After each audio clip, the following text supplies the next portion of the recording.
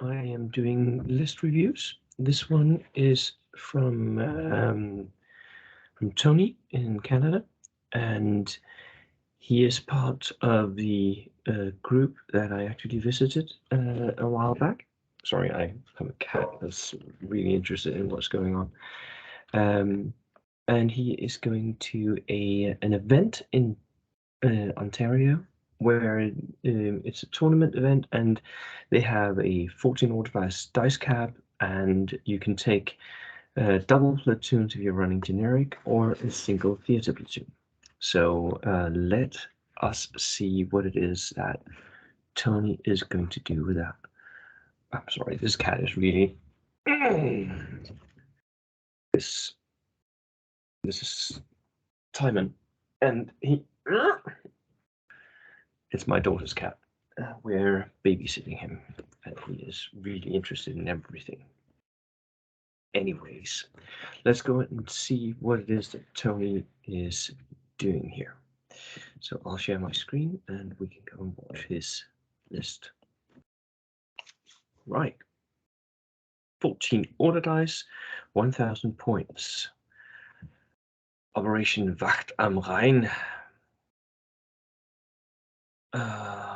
It's okay. So it's a German theater platoon, single platoon, theater platoon. Competitively, I don't think even with theater platoons that Germany has the best choices. So it'll be interesting to see what you put into those choices, Tony. So let's go down here. A second lieutenant regular, you're going to have to do that. Waffen SS units, 2 of those. Now, these become very expensive. It's 118 points for what's basically 6 veteran dudes. But you do have the double light machine gun that gives you the reach. The light machine guns are not worth their points normally, I'd say, but with Hitler's Buzzsaw, they become a little bit more worth it, and the reach is also quite nice. These are good backline holders. These units should be in your own deployment zone most of the time,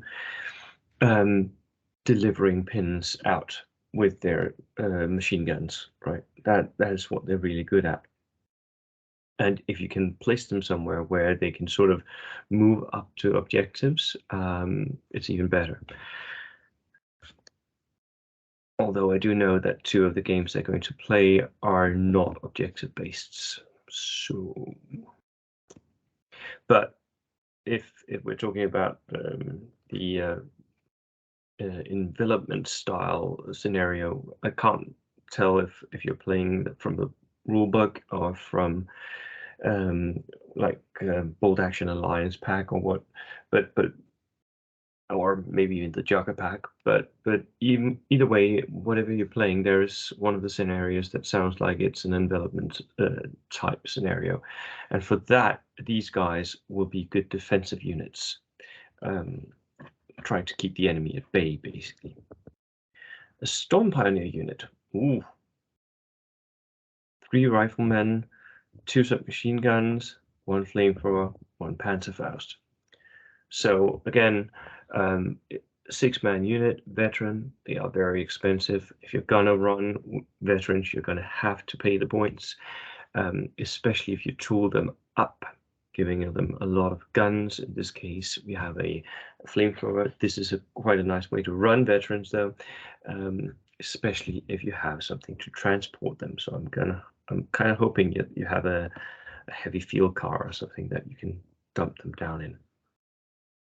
And 1 Panzerfaust is actually a kind of a nice thing to have. It will threaten away enemy armor.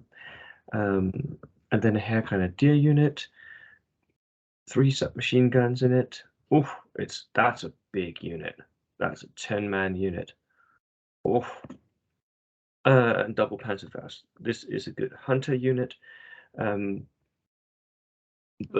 that's where it sort of breaks down for me as well, because if you're going to foot slug with this unit, and can because it's a large unit, has a lot of rifles, and it's veteran, it's pretty survivable.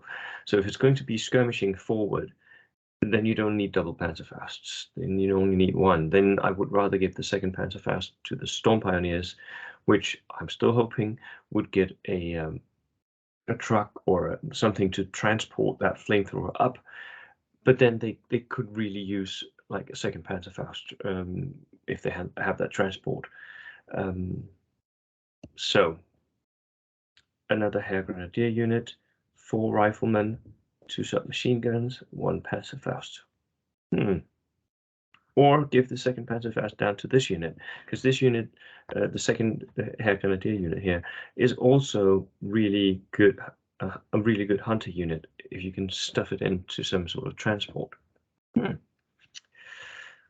A regular mortar, medium mortar spotter, perfect. It's really good for what you're paying for it, right? A flamethrower veteran, doesn't need to be veteran, but if you have the points, why not? But this also needs some transport. A Nebelwerfer, oh, that is good. The Nebelwerfer should allow you to split up the enemy. It should push the enemy out to the sides, so he doesn't want to clump too much up. And that is really beneficial in many games, that the enemy don't want to like gather their forces. Motorcycle side gun machine gun car. Motorcycle with machine gun sidecar. Yeah. A bit of a brain fart there. This is really good. So there's a lot of good competitive choices here for the Germans. This motorcycle with machine gun sidecar is so fun to play, very maneuverable, really easy to sneak up along one flank and just run down the back line of the enemy. And remember, Recce, if you're like sitting on the edge of getting to some safety close to the enemy, you can Recce closer to him if you want to, as long as it gives you better cover. So that's always useful. An inexperienced horse-drawn limber, yes, because you can in the German army. So that is pretty good. It's an easy 8-point order dice, and you're going to need the order dice. And I can see that Tony has maxed out on order dice allowance. Double trucks, here we go. Yes, 12-man trucks, 12-man truck. So I would guess that in one of these trucks, the large Hair Grenadier unit is going to go, and in the other truck, we're going to have the smaller Hair Grenadier with the Storm Pioneers. That is how I would run them, and I'm guessing you're going to run them like that too. The pintle-mounted MMG, is it necessary? No, not necessarily, but it is pretty nice, and it does mean that you can outflank with these trucks with their content coming in from a flank, giving you like 24 inches of reach from the flanks. That is pretty good with a flamethrower.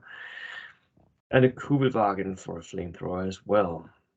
Right, lovely. The only thing I would say is that this list lacks some sort of armor itself. It does have the capacity to deal with enemy armor, but it does it doesn't really have any armor itself. Most of the units are pretty survivable because they're all veteran. The infantry is all veteran, so that is also good. You might do well with this list, Tony. This is not bad at all. Is it the most competitive German list I've seen? No, but it's really difficult to make German lists competitive. It's a good list. Good luck in the tournament, and let me hear more from you. Cheers.